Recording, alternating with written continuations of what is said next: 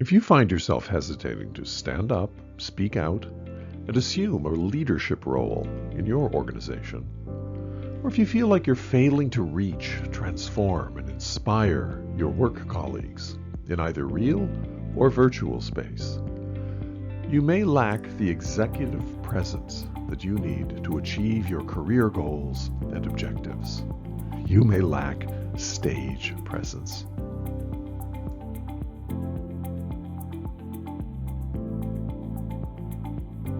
What is stage presence? Where can I get it?